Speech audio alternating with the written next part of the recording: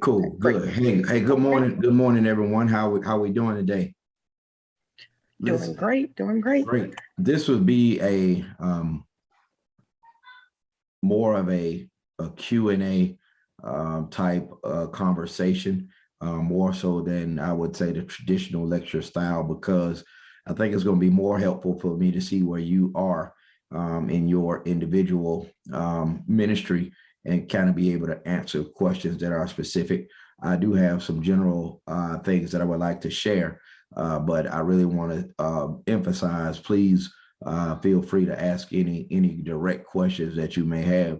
We have a small enough group today that we can facilitate those type questions, so that's good. But I don't plan to bore you to death for 75 minutes. I will certainly share the information that I have that I think is going to be good and challenge to answer this question the best way that I can, and then we will take it from there. Again, my name is Reverend Walter L. Bowers Jr. I serve as the pastor of Ebenezer Baptist Church, Steel Creek. We are connected to Ebenezer Baptist Church in Charlotte, where the president of our convention is Dr. Leonzo Lynch. So I am certainly glad to be able to serve and just glad to be able to share the information that I have for you on today. I'm going to share my screen at this time, and we're going to go ahead and get started. Let me see if I can pull that off. 1 second here. While you do that, Reverend Bowers, I just want to remind everyone that if at any point you're having any technical difficulties, you can use the messaging feature here through Zoom, and I will do my best to respond promptly. If you need to disconnect and do audio by phone, I will put that number in the chat as well if you just want to listen in. And I think that was all of the housekeeping things for now. You've already heard words of welcome as well as a self-introduction. So let's just enjoy a well thought and timely presentation from our very own Reverend Walter Bowers Jr. Thank you, sir. All right, awesome. All right, so let's jump right in. So what does the law say? Well, here in North Carolina, I want to take us back in time for a moment to when the law really started to jump in and deal with churches specifically as it relates to the pandemic and risk management. You may recall that when the pandemic was at its height, at some point, the governor issued numerous executive orders. One of the early ones came out on a Saturday, and every church leader in the state was trying to figure out what it meant and what to do. And that one essentially said that gatherings would be limited to 10 people or less, and things of that nature. And while most of us understood that safety was behind it, there were some religious leaders that said, hey, look, we believe in safety as well, but that's not a decision for the government to make, and we disagree. And those individuals got together and they filed a lawsuit and requested injunctive relief, saying the governor had no right to tell churches that they should or should not meet. Now, again, my goal is not to tell you my position, on that one way or another. It's just kind of like letting you hear the background or remind you of the background, so you can know where we have been, so you can have a good idea of where we're going. So this was heard before Judge Deaver, and he concluded that after looking at the fact that the judge did have power to put an order in place and limit gatherings across the nation, he said that there was no pandemic exception to the Constitution of the United States or the Free Exercise Clause of the First Amendment. He said plaintiffs have demonstrated that they are likely to succeed on the merits of their free exercise claim concerning assembly for religious worship provisions, in regards to Executive Order 138. So in other words, he was saying that, hey, if this goes forward, they had a strong chance under the First Amendment to be successful. And basically, therefore, because they would probably be successful in his opinion, he said that the Governor Cooper had no authority to limit religious gatherings. He goes on to say no constitutional right including the right of free exercise of religion, is absolute. Individual liberties under the pressure of great dangers may be reasonably restricted as the safety of the general public may demand. But he went on to say, this court does not doubt that the governor is acting in good faith to lessen the spread of COVID-19 and to protect North Carolinians, but restrictions inexplicably applied to one group and exempted from another do little to further these goals and do much to burden religious freedom. So what are we talking about? In a nutshell, long story short, this is where you were hearing people say, well, they can go to the store or they can do this or they can do that, but we couldn't gather in church. And in a nutshell, in North Carolina, there is no law or court ruling that would restrict the gathering of religious groups, right? So I think it's important to start there because it's going to be our guide to what's next. So although there is no law in North Carolina, some states are different. And if you look at it, it's honestly quite politically driven. More conservative states have next to zero laws as it relates to what churches can do. And then more liberal states, if you will, they appear to have a lot more restrictions. Do with that information as you will. Well, so as we go forward, we understand that there is no law that restricts the church's ability to gather. However, that does not mean that you can't be found negligent for gathering. And the goal of our conversation today is to see what we can do to ensure that we protect ourselves, mitigate the risk. We all know that there's a risk in doing anything. And every time you do anything, you try to mitigate the risk. When you get in your vehicle to drive, there's a risk of accident, but you mitigate the risk by, trying to follow the speed limit, wearing a seatbelt in the event there is an accident, and all of those other things that we try to do. Gathering in any capacity since March of 2020 absolutely comes with risk. All right, there's risk in everything that we do. So what we want to talk about is how we can mitigate some of those risks and what, if anything, does the law say. If you're in the Mecklenburg County area, for example, the law has made it clear that even though they can't restrict our gatherings, the local leaders, by way of the health department, have required us to wear masks on the inside. So that's an example of how we can mitigate the risk. So let's go a little bit further and see what the law says. Then I want to hear from you all about what questions you may have specifically related to mitigating risk and things of that nature. Well, so in North Carolina, this is what you need to know. And remember this, I kind of like to share stuff like this from a big picture because the law, there's no COVID statutes on the books. What we do is apply the new situation, COVID, to the laws that are in place. So we've always had laws that are in place as it relates to premises liability. Remember that, premises liability. It's always been laws on the books for that. And that's kind of what we're going to talk about today. And then that'll help you in your own game plan. And I think once you understand a little bit of premises liability. So the standard of care, that means what's your responsibility if you have a premises that's open to the public? Well, reading a little bit from the slide, North Carolina law requires the same standard of care for landowners toward all lawful visitors.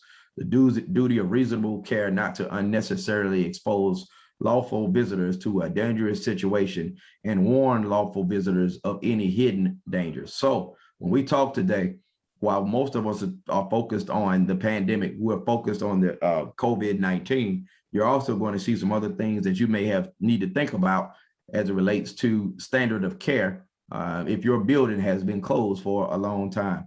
All right, so what the standard of care requires you as the church officer, as the church leader, to protect everyone from injury. And injury would include, potentially exposure to a disease. The standard is reasonable, right? And that's a broad enough legal term that I think we can unpack, but it is not absolute. What the law is not saying is that you are absolutely responsible for anything that happens on your property, right? You have a responsibility to provide a reasonable standard of care. What would a reasonable church in your situation do. Also, if there's a dangerous situation, you are required to give notice if there's something that you can't fix. We can't fix COVID-19. Well, we know certainly we continue to be prayerful that the Lord will hear our cries. But in the meantime, when there's something that you can't fix, you can't change, you at least have a duty to warn the people.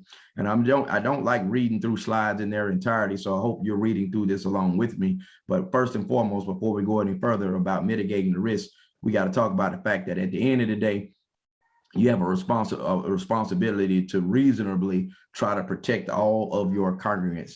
And we all know that we want to do that anyway, because we're people of God, and we want to take care of the people that we serve. But the law says that the standard is reasonableness. Well, let's see what that looks like. As it relates to businesses, first thing I want to tell you as a practical tool, they say that we should consider posting warnings about the possibility of transmission, so customers can access for themselves the risk of entering the premises. Now, I got some of this from the law firm McGuire Woods. I meant to leave that, put that quote up here. I'll add it later to give them credit where credit is due. But this was actually written by them at the top of the pandemic.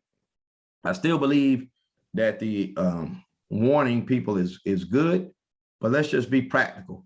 And everybody knows that there's a pandemic now at this point. Again, I'm not saying not to warn, but I'm just telling you how courts analyze things.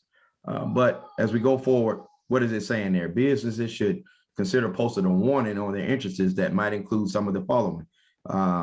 The measures that the business has taken to prevent the spread of the virus. So even though that everyone knows there is a virus, what do you have posted at your church? What do you have posted at your facility that says the measures that you have in place? Some of those measures that we all know at this point that came from the CDC, hand washing, taking temperatures, things of that nature. Have that posted.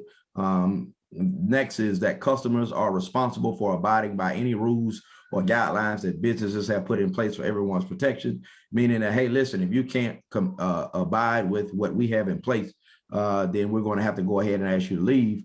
And we certainly wouldn't want to escalate it. But if they refuse to leave, then you certainly could call law enforcement and deal with trespassing. And I hope that's something that, none of us ever have to deal with. And then third, that these measures do not guarantee a person will not contract the virus while on the business premises, and that customers enter at their own risk. Again, these are just some basic things, and you don't have to use this language verbatim, but this gives us a guide that you should have your measures where people can see them, and you let people know they got to follow the rules, and you also let them know, obviously, there's no guarantee that they're going to be protected, and certainly that they come in and they enter at their own risk.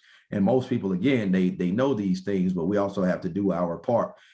We know they know these things. It's the reason because almost everybody at this point has a digital campus in some capacity, whether it's just a conference call line. We're all there. Why? Because as people are counting up the cost for themselves, and as they are thinking about whether they want to come in, some are comfortable and some are not. And so these are the things that we have to consider and be cognizant of. Next, again, here, still under the same information that I got from McGuire Woods, and I'll make sure I put that site there when I add to this later. While any disclaimer, check this out, y'all, this is very important.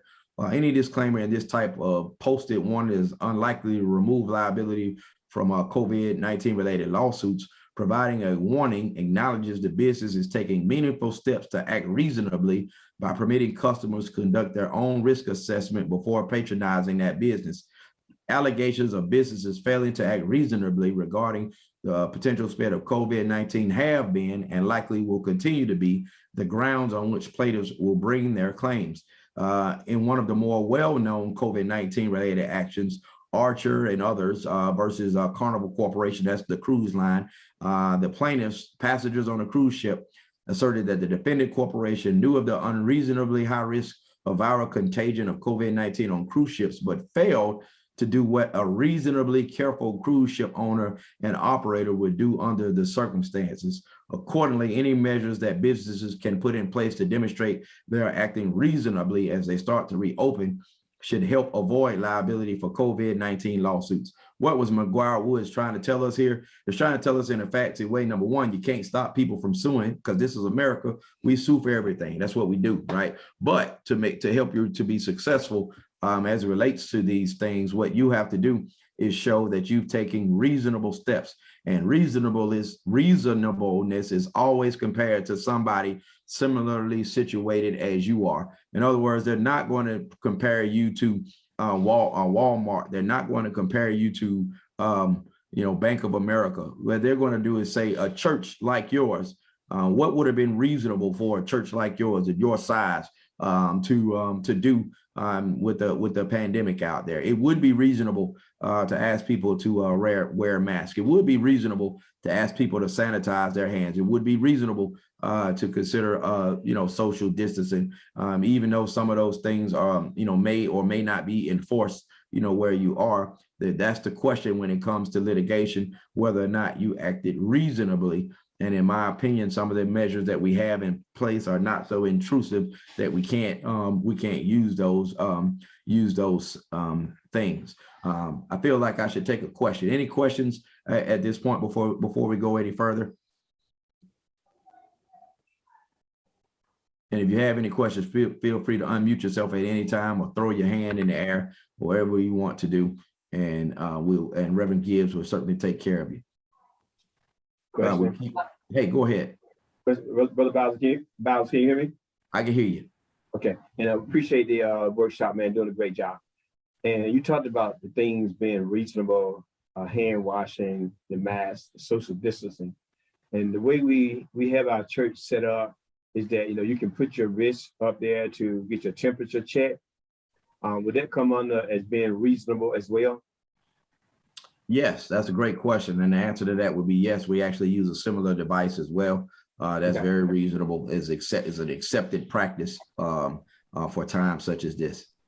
Okay, so Brother Bowser, if the apparatus is there for them to check, it's posted that you do that. Is it necessary that you have a person there to inquire that people do it? And if they, you know what I'm saying? Like, we don't have a lot of people, a lot of human resources. So I have some ushers kind of standing near the place, but as far as somebody going to them and checking their temperature, that's not happening, but the apparatus is there. So how, to what degree do we need to, monitor that? Yeah, that's a great question as well. I feel that what will be reasonable is for you to have a standard procedure based on the resources that you have, because you don't have a lot of people. You have the touchless thermometer. You have a person that is close by that can visibly ensure that everybody is going by is at least waving a hand across that monitor. And then, people will govern themselves accordingly, because if your monitor is like mine, it lights up, real red if somebody does, is hot.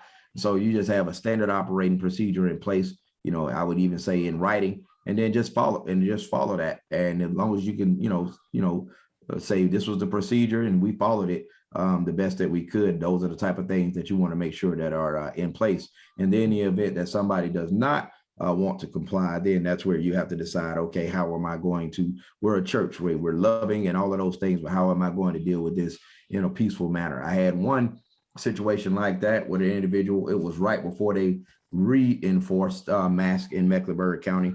And I told my volunteers that if we had that situation to please let me know. And we had one situation like that. And she didn't have any problem with the temperature check. She just had a problem with wearing the mask. And at that time I talked to her because there was nothing in place that said she had to. And I just encouraged her and said, kind of explain the reason why in a loving perspective. I didn't bring the hammer down. And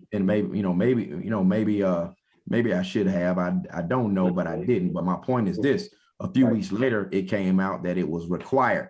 So when it became required by law, it was a done deal at that point. Honestly, it made it a little bit easier to say, hey, we don't have a choice in Mecklenburg County. If you're in the building, they're saying that you got to wear your mask, and we're just going to comply with the law. And since then, we have not had any issues. But the reason I bring that up is that from a negligence perspective, you want to make sure that you are complying with any law.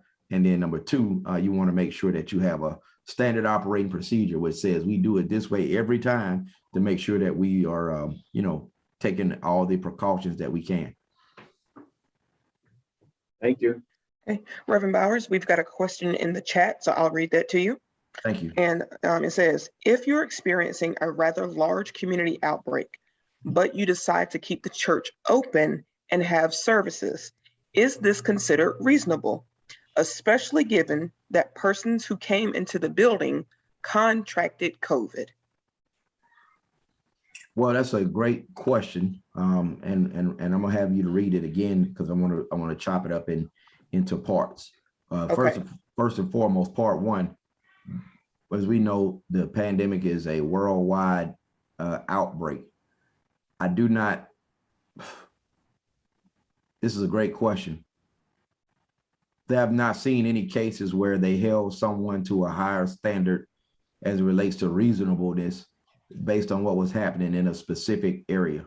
As a matter of fact, we saw the entire state of Florida become a hot spot, and the governor of the state of Florida said, I don't care, Disney World and the Magic Kingdom will be open and let's have a ball. And there was essentially, it was, you had to decide as an individual whether or not you wanted to go to Florida and things of that nature. I think we're all familiar with it. We saw the same thing in Texas. So do I think a church would be held to a higher standard if they choose to open into their community legally? I do not think so. If I was from a pastoral perspective, if I was in that situation, what I would have to consider is knowing, as we would say, knowing thou this, what would I do to make sure that I take care of my people? That has a legal component, but also is about the fact of how I'm going to take care of my people. And that's a case by case situation. That's certainly one of those situations where not only will you probably be looking to do the standard, which is the temperature checks and the other things, you're probably going to make sure that you're sanitizing that building, and we all should be doing that anyway. But you should probably be looking at taking extra steps. And then also, I've had this question come up a lot of times. There was a mention about in the question about knowing that people have had COVID. Well, how do you know that for certain? A question that I have had, and you guys may have had, whether or not it's unlawful is it a HIPAA violation to ask somebody as it relates to their vaccine status or as it relates to whether or not they've contracted COVID. And this is a small group. Let's see if we can use a tech feature by show of hands. If you can press the hand button, raise your hand if you believe it's a HIPAA violation to ask somebody about their vaccination status or to ask someone about, whether or not they've had the virus recently. If you believe that to be the case, if you can raise your hand, raise it, or if you can say, like we were taking a motion, I want to see how many people feel that way. And I have my PowerPoint on the screen. So Reverend Gibbs, if you have any eyes or I feel that ways, let me know. All right, we have at least one hand. Yep. Mm-hmm. Okay. Well, guess what? Yeah. Okay. Thank you for that. Thank you for sharing. Well, believe it or not, a HIPAA violation, it does not occur in a private setting like that. In other words, the HIPAA laws are to prevent medical providers and those in that industry of sharing your information in a non-medical setting, such as meeting at church. You can ask anybody whatever you want to. Your employer can ask, about those things. It's undisputed that you can ask about those things. Number one, from a public safety perspective. Number two, again, HIPAA was designed so that you couldn't, you just because you go see a doctor, they couldn't, as we like to say, put your business in the street. So we're not governed by HIPAA as a church that is doing a non-medical function. So number one, we can ask those questions. Number two, obviously they don't have to answer it. If they don't choose to answer it, then you have a decision that you need to make. But one of the things in that high risk community, going back to that, they can simply say, as people come to church, If you use a registration process or people come in, if that's a legitimate concern, you can say, if you've been exposed to COVID within X number of days, and I'm not going to put the number there because whatever the CDC says, because I don't know what the current number is, but there are guidelines, specific guidelines. If you've been exposed to COVID and you're unvaccinated, specific guidelines if you've been exposed to COVID and you are vaccinated, right? So it's too much for me to try to quote off the top of my head. But the point is, there's nothing wrong with saying, hey, if you fall into one of these categories, we're going to ask that you not come in today. And if you know if you ultimately, after going through those steps, if you discover someone is in fact been impacted by the virus, then certainly you'd be well within your rights as an organization to ask that person to worship virtually or worship, digitally.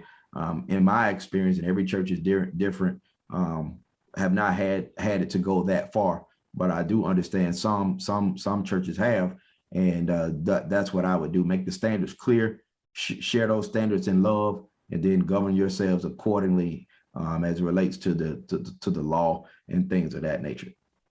Any other questions on that? Yes, thank you. As a quick follow-up to that, could you talk a little, it sounds like the answer you just gave, which was great, was in relation to a church talking to, or faith community talking to parishioners. What about the church leadership and employees? Asking those same kind of question of employees or staff persons at the church. Is that the same, or does it start to get a little iffy?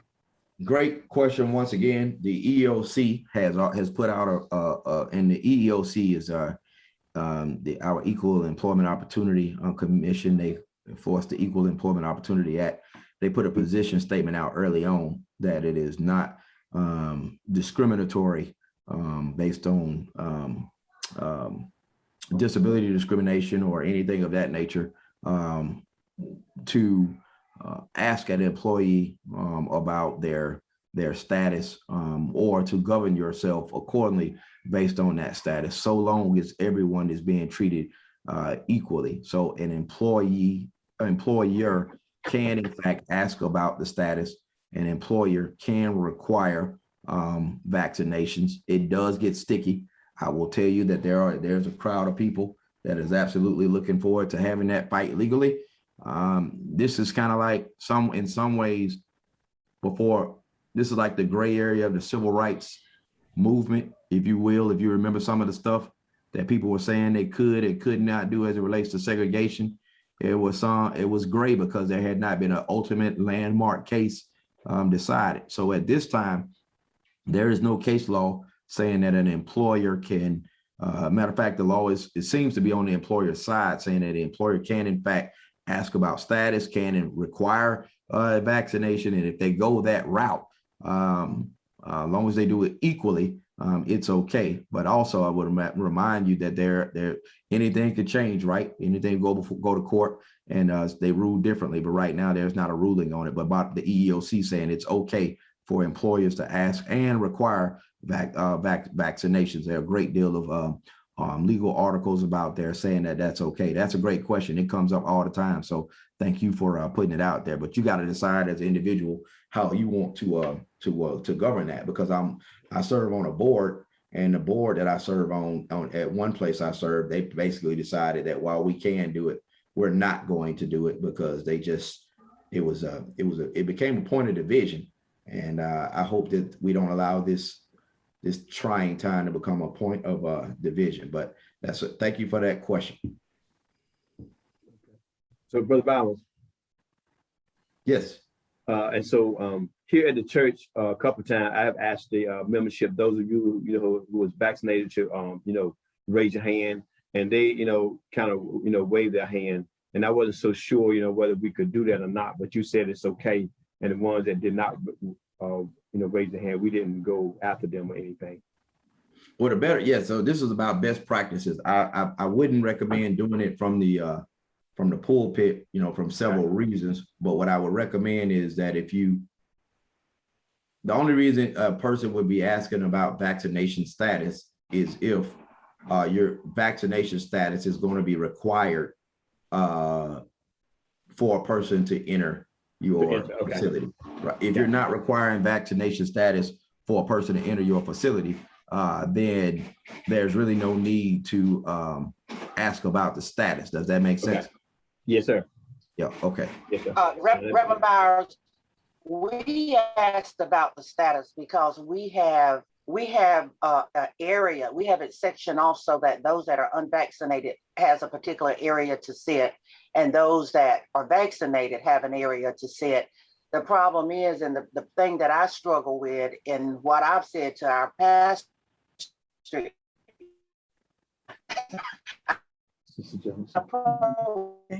We got a little bit of a breakup, so we can't hear you. Would you mind just starting? You have, Hello, can you hear me? We cannot hear you clearly. We'd love your question, but it sounds like you're Hello? breaking up. you cannot hear me? No, Can it you started hear me breaking. now? Yes, you want to try one more time? And if you need to, feel free to drop your question in the chat and I'll read it. But try again. Go ahead. Okay, we asked vaccination status because we have sections of the church designated for those that are vaccinated and those that are unvaccinated.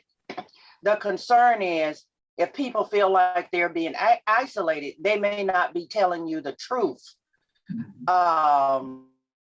regarding their status. So my question is, can you require them to show you the vaccination card?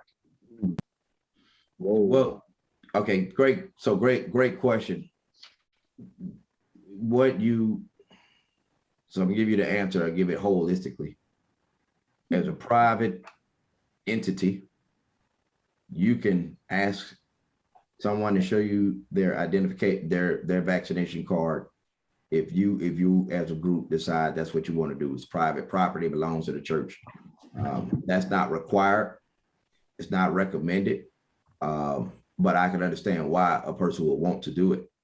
I just recently flew on American Airlines from Charlotte to Nashville.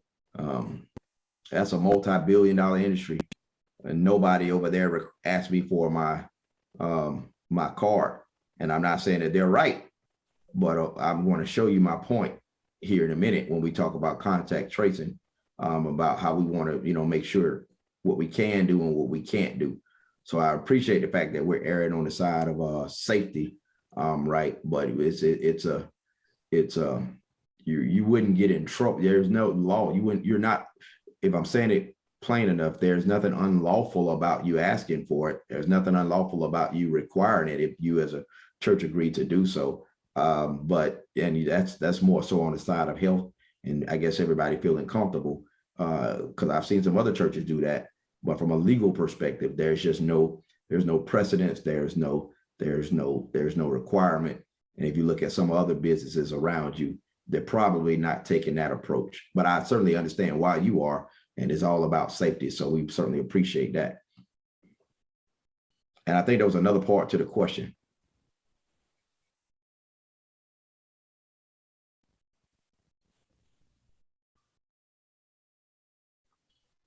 Okay, if you're talking, we cannot hear you. It. Oh, that was it? Okay. That was it. All right, Okay. Great.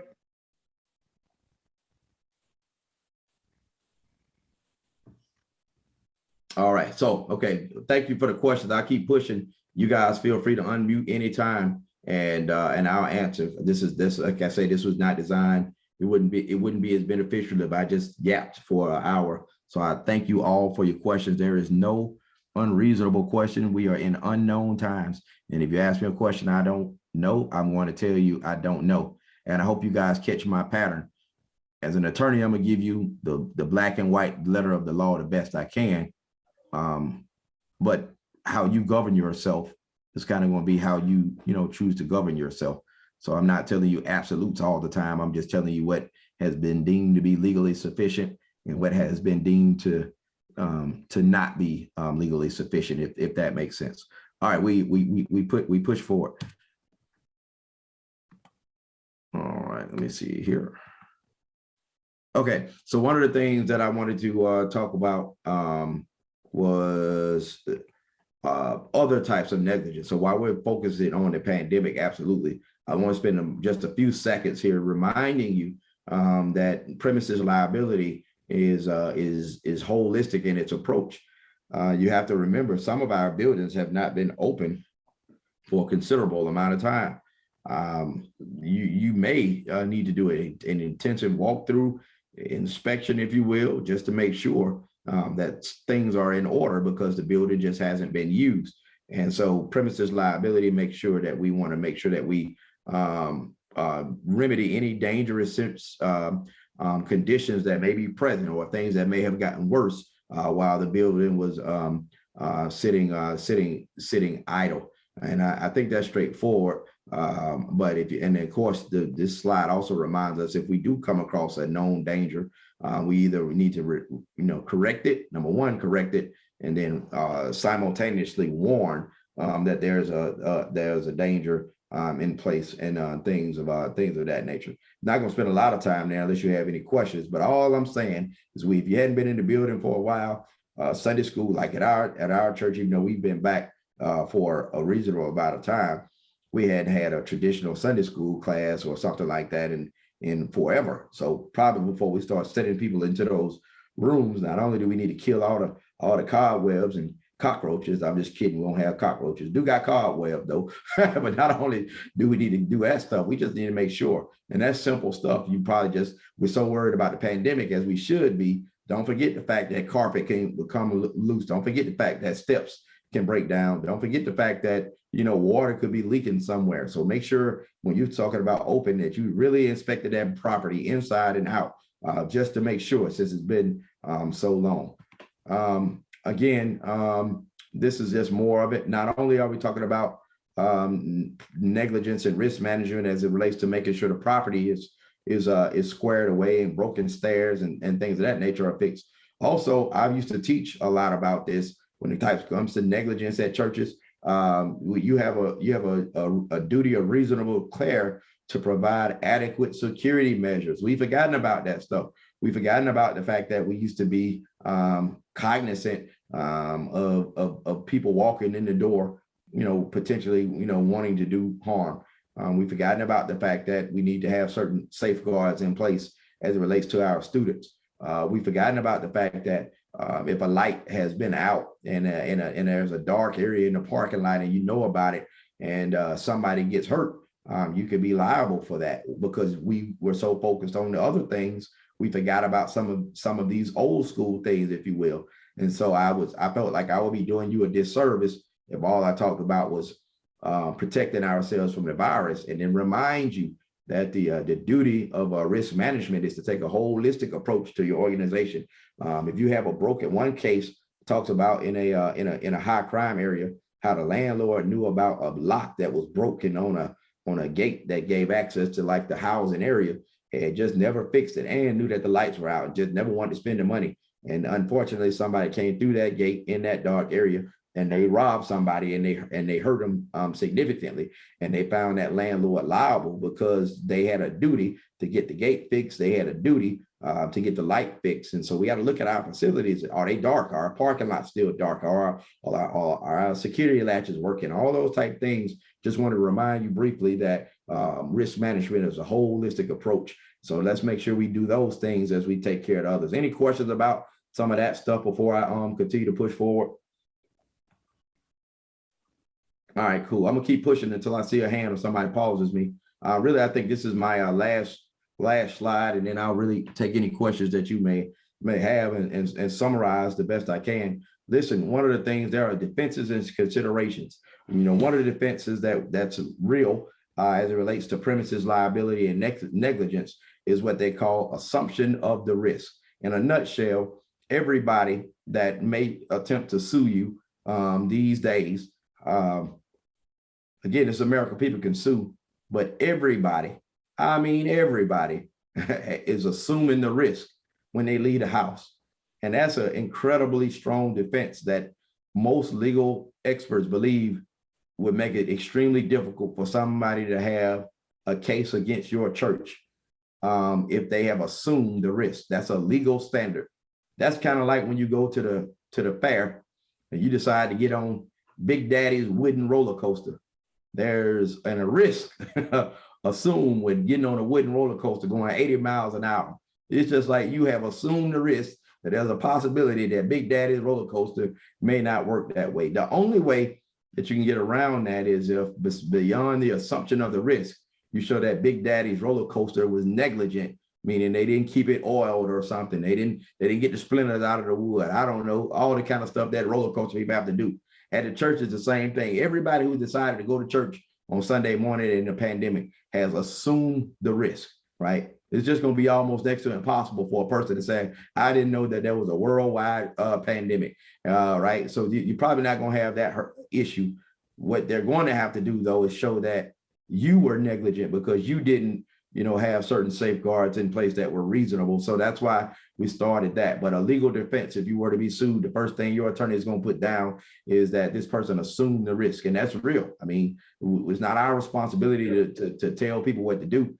You assume the risk when you go to Walmart. It's why Walmart is still wide open. It's why the airlines are still wide open, because they've made you, every time you go in there, they may put you on notice that you're welcome to come in here, but it's on you if anything happens. And that's the part that I want to, certainly emphasize. Be safe, but it's on individuals if they choose to come or they don't come.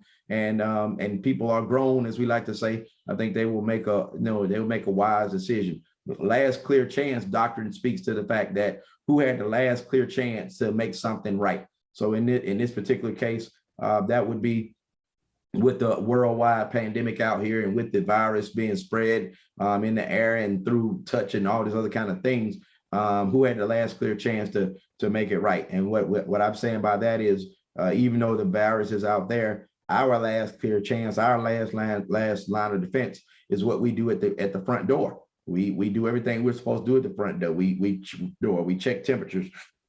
We do the sanitizing of hands. We try to social distance. And when we've done all that we've done everything that we knew how to do. And any risk beyond that, we would argue would certainly be beyond us. Now, the last one is a fun one, and I'm going to stop sharing. I'm going to stop sharing right here, just because it's really no need to share on this one. But after this is contact tracing. So contact tracing is an interesting hot topic. I must give you a disclaimer on this. This is my opinion. I don't have any treaties to support this, but I want to tell you something. I want you to think about it, because y'all a smart group. Contact tracing, we no longer contact trace. That may sound shocking. You may say, why? It's not that we're not taking care of our people. We take care of our people by doing the screening up front. But the reason I recommend we don't contact trace is that because everything that I've been looking at as it relates to litigation when it comes to COVID-19, people are looking at where they can point the finger. Again, I'm going to get this disclaimer 5 times. I'm not saying I'm right, but I'm going to give you some thoughts, some food, some stuff to think about. The reason we contact trace is for safety, because if somebody comes into contact, we won't be able to contact people. However, it is undisputed that people are going everywhere. They went to the gas station before they came to your church. They went to Walmart. Some of them going to the football games. They're going everywhere. And guess who is not contact tracing? The gas station is not contact tracing. Walmart is not contact tracing. The airline is not contact tracing. You know why? Because they got big high-dollar lawyers that get paid more than me that say, listen, these people are going everywhere. If you have a list and they say on this list 5 people had COVID-19, that list makes it looks like it's an absolute that you are where they got it from. That list doesn't take into consideration the other 10,000 places they went before they came to church, right? It doesn't take into consideration the fact that somebody in their family went 100,000 other places. All it does is leave that one person with the list holding the bag. Does that make sense? I'm saying you got to think about it from yourself, but I defend churches all the time with stuff. And I'm just like, if your insurance company is not requiring that of you, like you have Church Mutual or whoever you have, if you look at how all the other industries, next time you go to Apple store today, they not contact tracing, right? And there's a reason behind that. They don't want to be the one with the only people on the whole list. They got a list of people who've been everywhere else to make it look like we was responsible for it. So again, I don't really have any case law to give you on that, but I just want you to think about it. I know why we do it, but I'm just telling you from a litigation perspective, I want y'all to think about that and govern yourself accordingly. Do as you and the Holy Spirit agree. But I just want to tell you that if you're the only one with the list, they'd have been everywhere else. They went to see Duke in Chapel Hill. They went everywhere else, but you're the only one with the list. You know, I just want you to, I just want you guys to think about it from that perspective. All right, I'm open to any questions that you guys may have about anything at this time.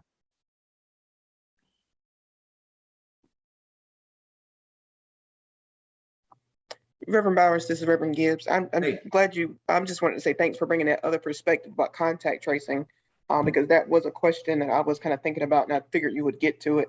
I guess I had the opinion that, or my understanding of contact tracing was a little backwards. I thought of it more as the responsibility just to notify people afterwards. So at my current congregation, we decided to resume contact tracing for not the litigation side, but the other side of, if we find out that someone in our congregation had COVID, and they were in service, we want to make sure those who may have been nearby are at least notified as well. So this is helpful to hear a different perspective of the contact tracing. I want to share with my staff. So thank you. Yeah, and Reverend Gibbs, I'll be 100% honest with you. You know me, I'm a pretty transparent person. My boys, I have triplets, they're 5 years old. They started going to school, and one of my boys ended up contracting the COVID, and you know, them being siblings, we already knew what was going to happen next. My wife and I, we never got it because I guess we're vaccinated and we were safe, but my boys, you know, got it. So what the school did was they contacted those individuals in the classroom and stuff like that, and kind of did it that way. And even at church, so my boys had been in the nursery, I don't know, maybe a week before. So I did, in fact, call those individuals like that were in the nursery, right? Because my boys had been in there, and by the grace of God, everybody was fine. And you said it right, Reverend Gibbs. These are these things don't go together at all. And that's why we got to look at it on a case-by-case basis.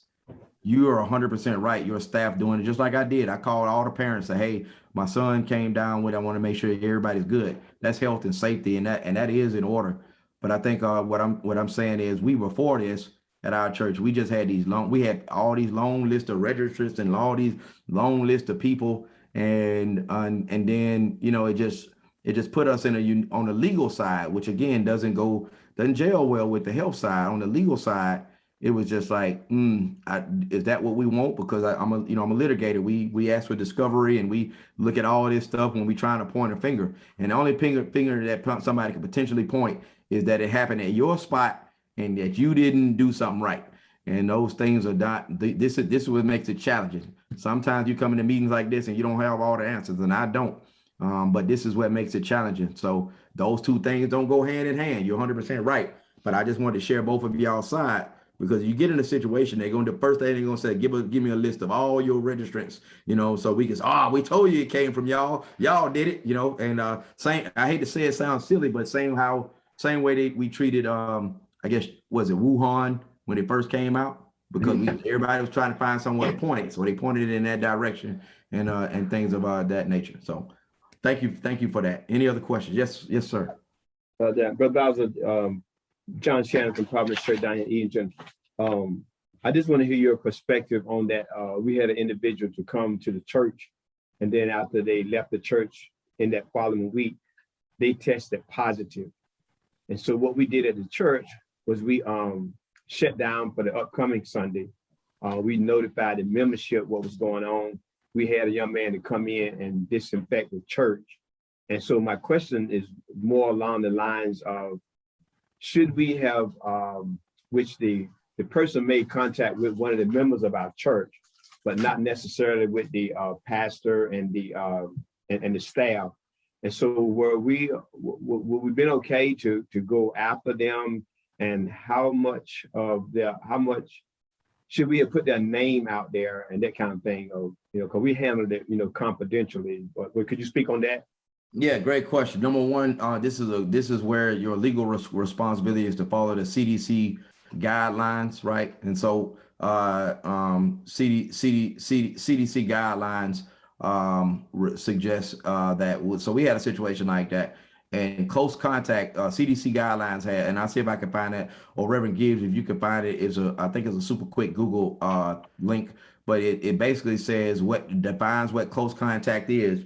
And then after you define what close contact is, those are the individuals. Paraphrasing, don't quote me on this. For example, it talks about I think it's like within so many feet, for so many minutes. It's like 6 feet for 15 minutes and things of that nature, right? So when we had a situation like that, we looked at what the CDC said for what considered close contact. And then we said, okay, this is what close contact is. These are the people that were impacted based on close contact. And we absolutely, contacted those individuals based on the CDC guidelines. What we did not do, we did not send out, a massive, communique, if you will, to everybody. And some do that. I'm not saying please know that I'm not telling anything here that's Bible or clear case law. I'm just saying we trying to figure it out like everybody else. But what we did not do is that we did not send that out to everybody, sending massive panic, down the road. You know what I mean? But also the same thing with the school systems. They're not sending massive panic anymore, but they will contact those that directly contacted and do it that way. And I think certainly open it with anybody else has a different opinion. I just think that's the best we could do. Follow the CDC guidelines, identify close contact, and then notify accordingly. Okay. And so For your instructions. Okay, I just want to note that I did drop that link in the chat. If anybody would like to check that, that has the definition from the most recent definitions from the CDC about what they mean when they say close contact through proximity and duration of exposure. And when Mr. Shannon finishes, I'll read that sentence just for people to hear it in case they can't get the link working. But go ahead. Thank you very much, Pastor Shannon. Well, I was just going to say that if in that the services are videoed and stuff, and so just observance from some people, if that individual didn't meet the if they didn't come in close contact with some persons, then we could have just continued on with the service per se. But then on the safe side, we did what we did. But is that what we're saying? Yeah, and I would say you're gonna find churches on both. Number one, you follow the clear CDC guidelines.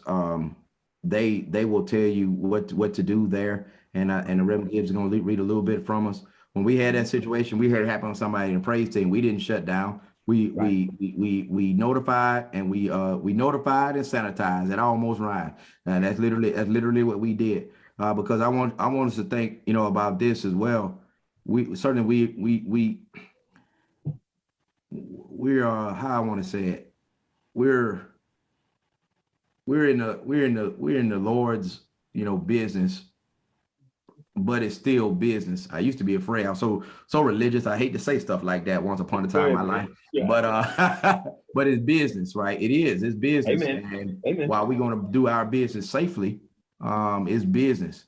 Everybody else has figured out how to deal with the challenge and keep moving forward.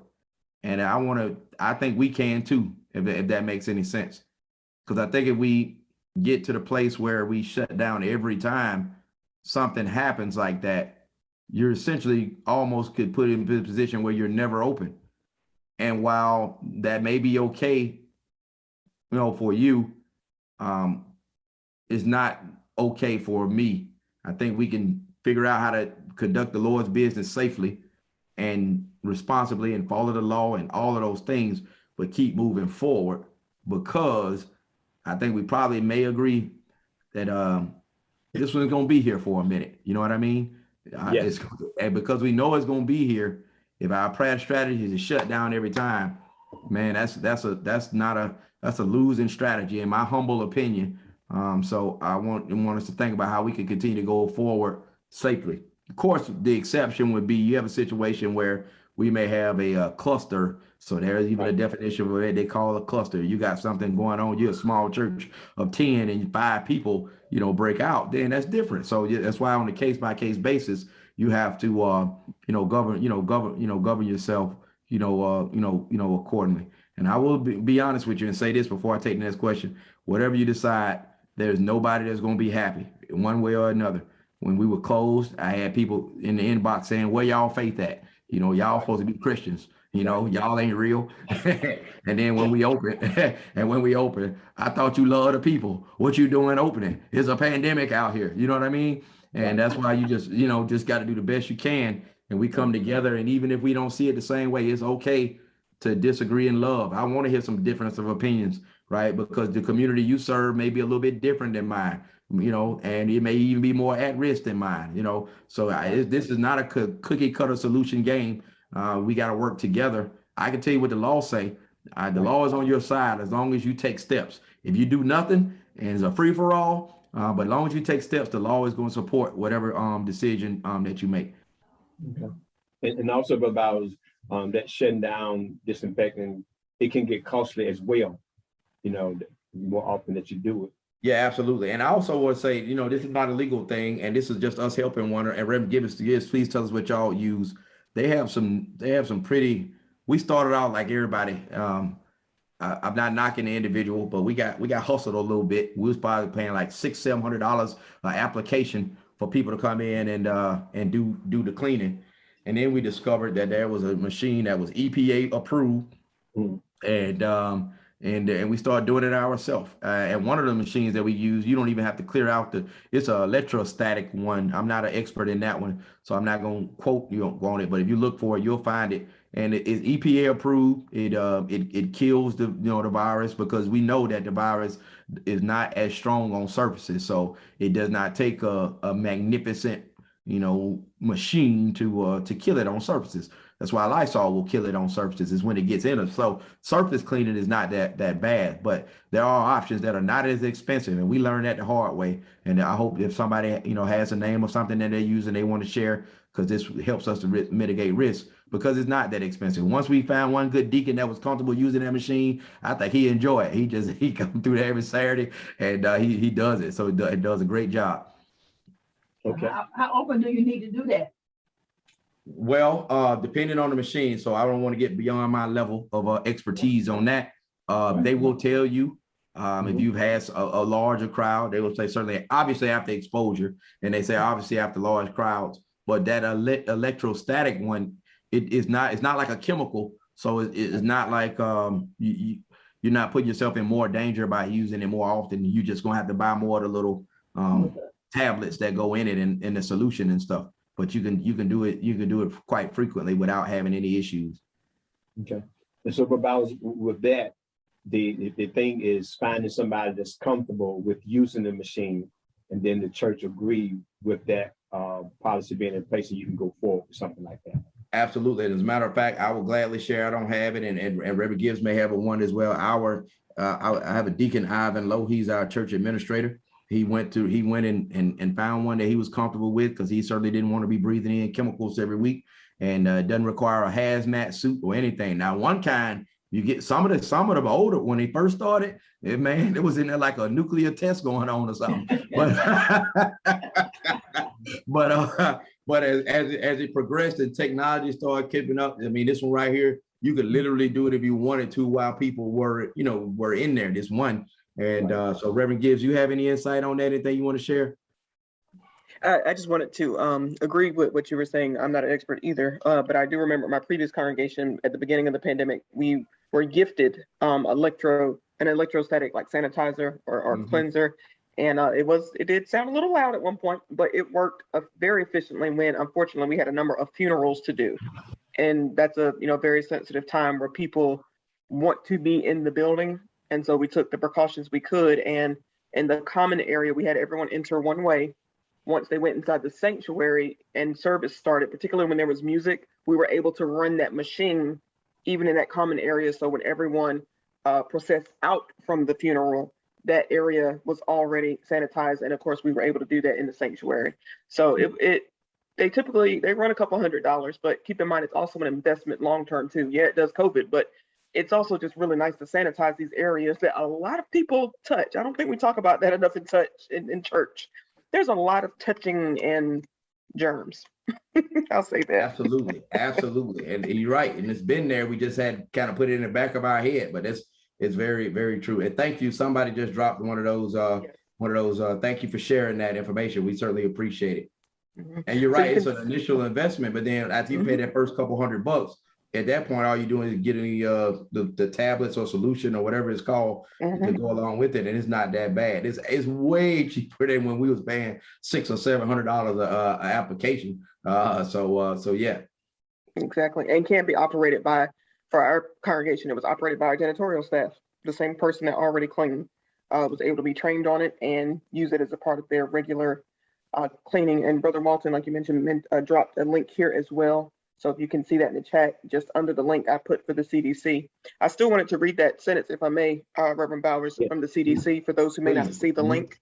All right, so I wanted to give you this definition that Reverend Bowers was mentioning about close contact, and this is per the CDC's website as of today. Close contact through proximity and duration of exposure.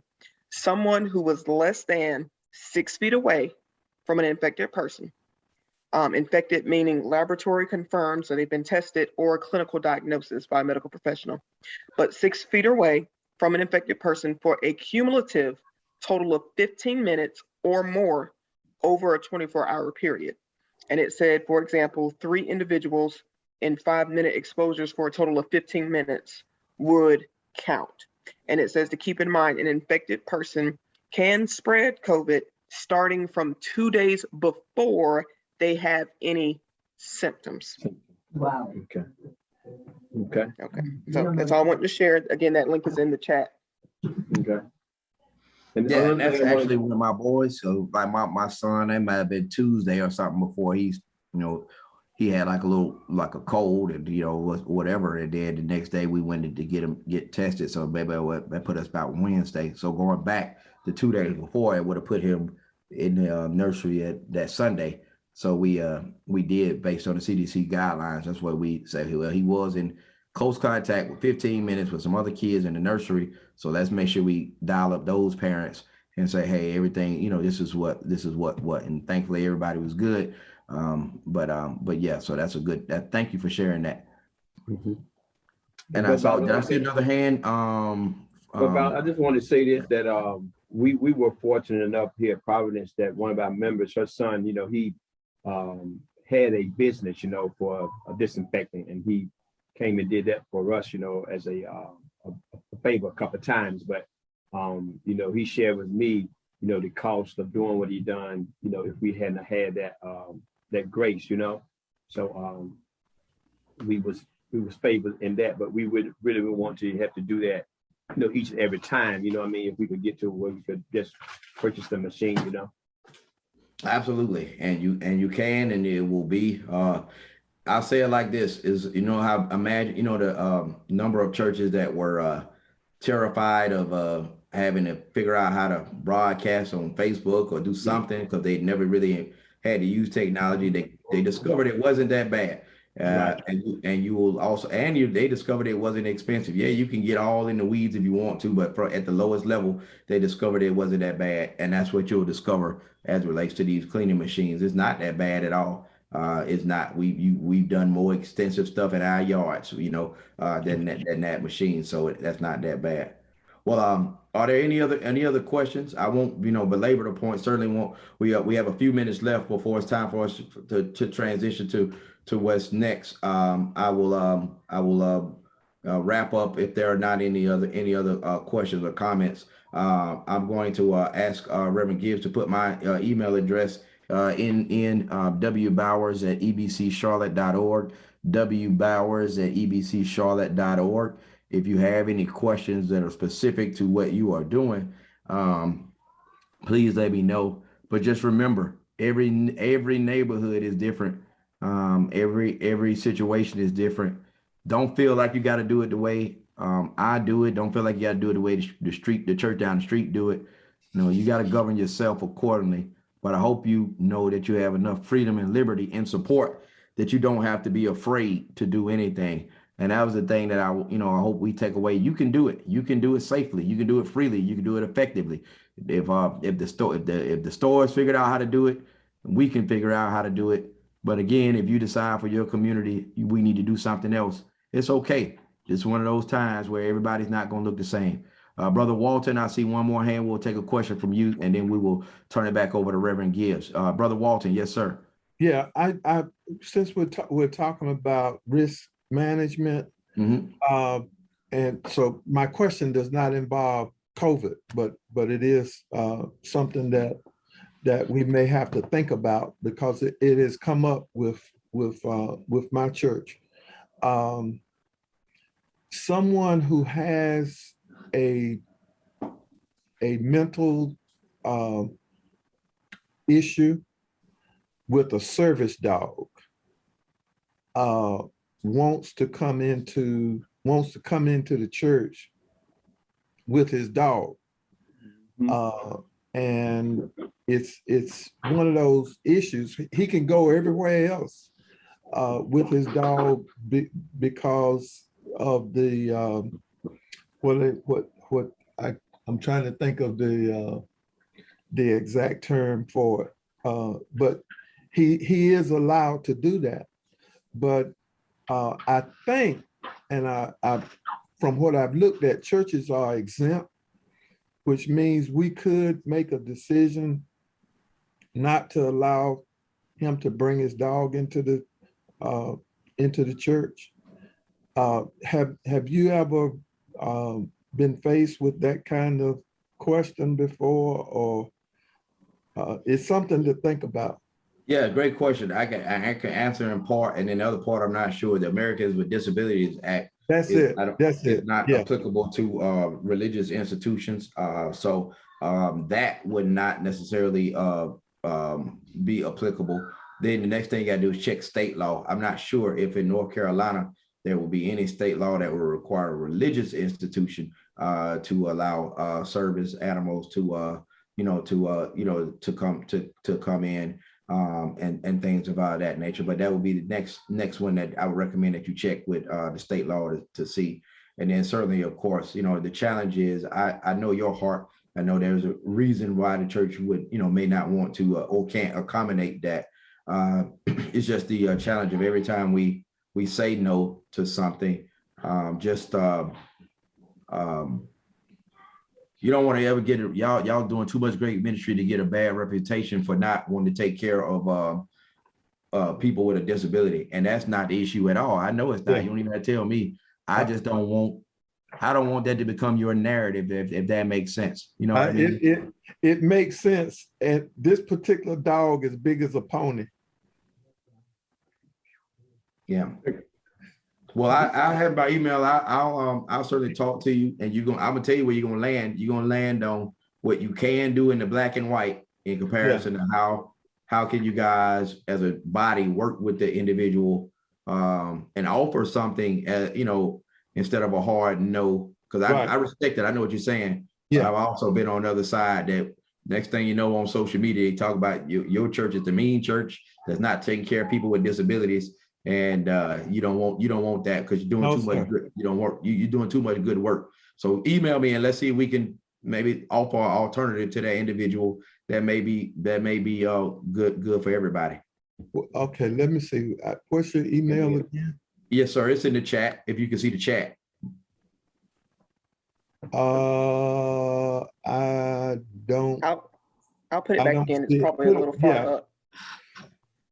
Yeah, if you could put it back in, I appreciate it. Oops. Yeah. Got you right now. W Bowers. There we go. So it should say just W as in Walter, Bowers, BOWERS, at E, B as in boy, C as in Chuck, Charlotte.org. Got it. All right. Thank you. Reverend Gibbs, I'm gonna turn it back over to you. Hey, thank everybody for y'all time. Thank y'all for y'all questions. And if we have anything that comes up, this is one we're going to be learning and growing together. So as the law changes, I will certainly reach out to Dr. Barr. Once some judge says, hear you about something, I think this is one of those times we want to make sure we provide legal updates. But this is where we are today. So I thank you all for your time.